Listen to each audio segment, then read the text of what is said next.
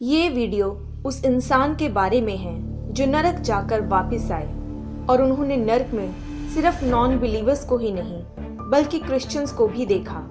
यहाँ तक कि उन्होंने नरक में पास्टर्स को भी देखा। आइवन टर्टल एक मसीही घर में पैदा हुए और मसीह में थे, पर इन्होंने जल्द ही मसीहियत के रास्ते को छोड़ दिया। 1978 में इनके एक ब्लड क्लॉट निकला तो इन्हें हॉस्पिटल में एडमिट करवाया गया। वे रात को 9:20 पर सोने लगे और सोते वक्त किसी चीज ने उनकी कलाई को जोर से खींचा और उन्हें बुरी तरह से बिस्तर पर से घसीट लिया और उन्होंने उस चीज से वापस लड़ने की कोशिश की तो उन्हें उसी वक्त एहसास हुआ कि वह शैतान है और अब वह नरक में जा रहे हैं। और वह शैतान उन्हें जब लेकर जा रहा था तो उन्हें चिल्लाने की आवाजें आने लगी और अजीब सी बदबू आने लगी और वह काफी देर तक चलते रहे और नरक तक पहुंच गए। और उन्होंने नरक में सारी ओर देखा तो वहां ऐसे लोग थे जिन्हें ये पहचानते भी थे। ऐसे पास्टर्स को देखा, ऐसे मसीही लोगों को भी देखा जो उन्हें लगता था कि मसीह में है।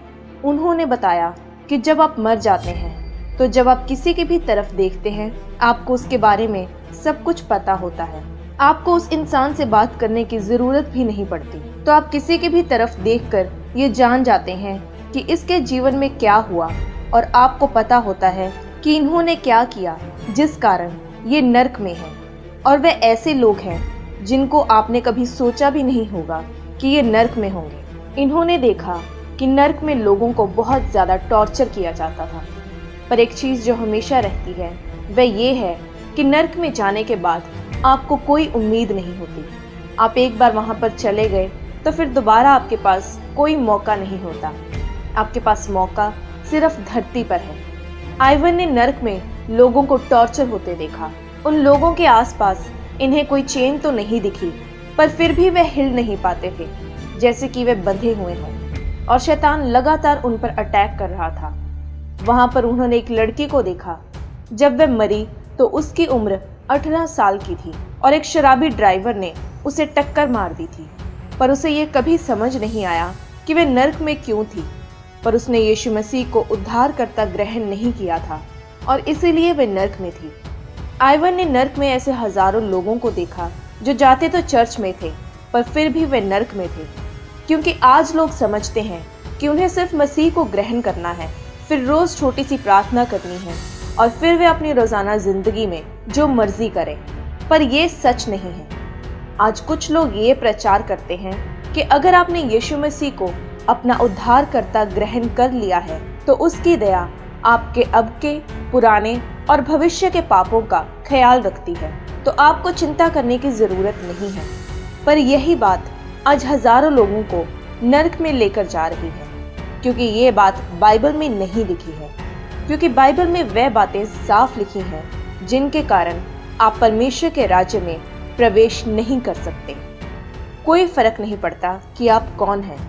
अगर आपको लगता है कि आप कुछ झूठ बोलेंगे और सब कुछ ठीक होगा तो ऐसा नहीं है।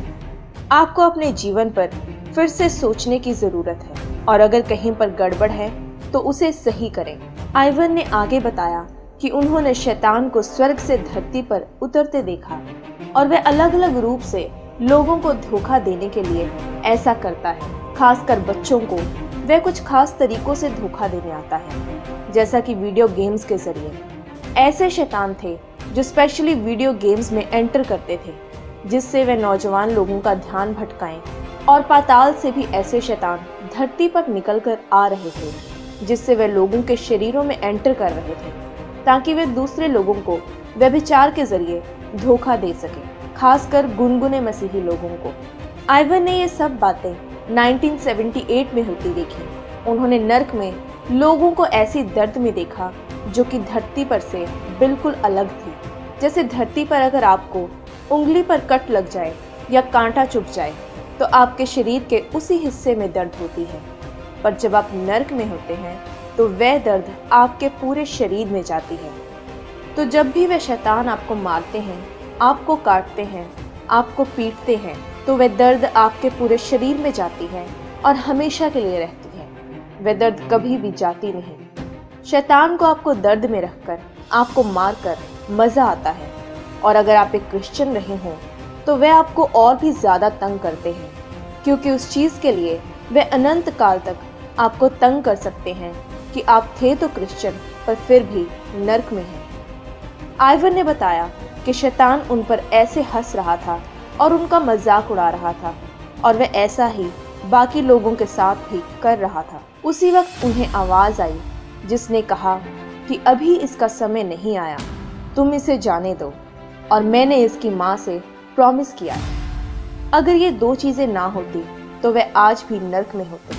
पहला ये कि अभी उनका समय नहीं आया था, और दूसरा उनकी माँ उनके लिए प्रार्थना करती थी।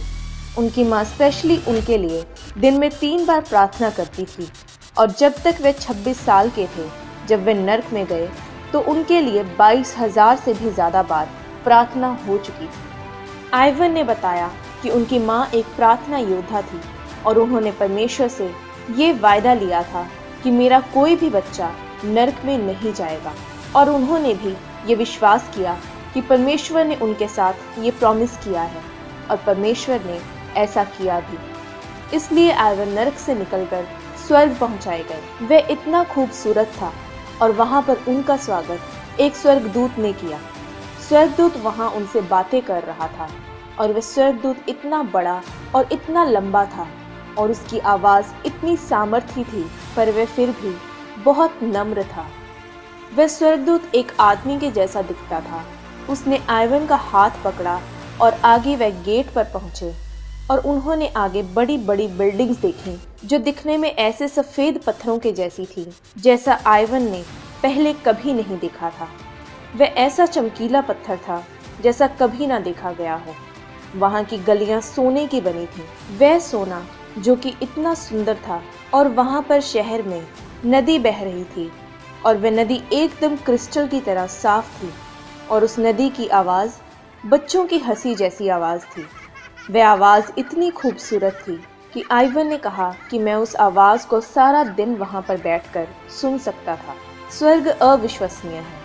आपको धरती पर 100% आत्मा में जीने की ज़रूरत है। ये तब पॉसिबल हो पाता है जब परमेश्वर की महिमा आपके ऊपर होती है, और वह इतनी सामर्थी होती है कि आपके हर हिस्से में समाती है।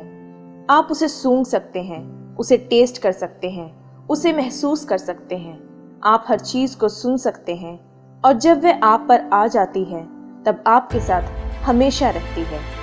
जब आप स्वर्ग में जाते हैं तो आपको सब कुछ पता होता है।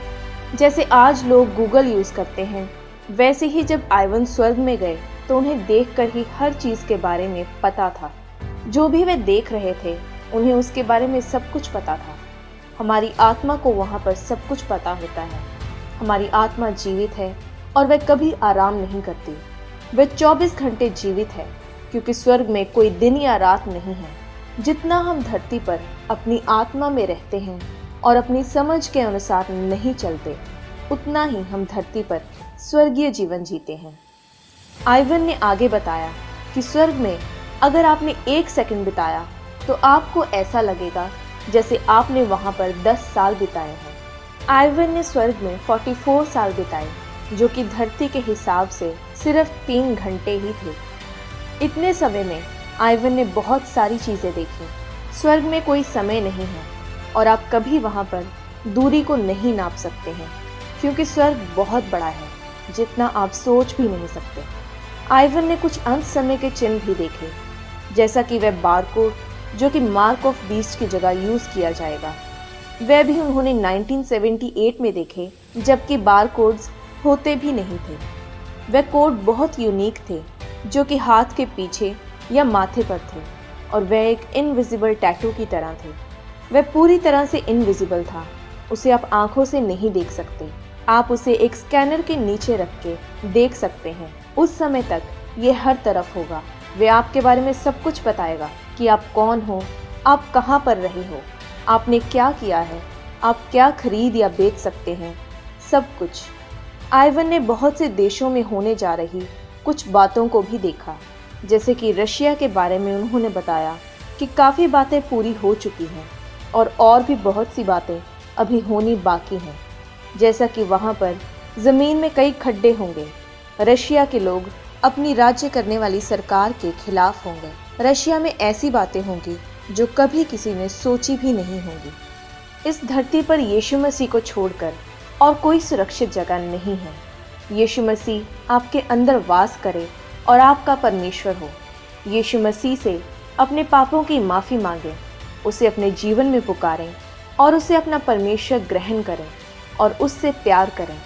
आइवन जैसे बहुत से लोगों को परमेश्वर आज भी हमारे लिए वापस भेजता है, ताकि हम उनकी गवाही से ये जान लें और सतर्क हों कि नर्क सच में है और स्वर्ग भी सच में है। नर्क में जाने पर आप किस तरह से कभी न बुझने वाली आग में होंगे और हमेशा के लिए दुख, पीड़ा और दर्द में रहेंगे, जहाँ का कीड़ा कभी नहीं मरता।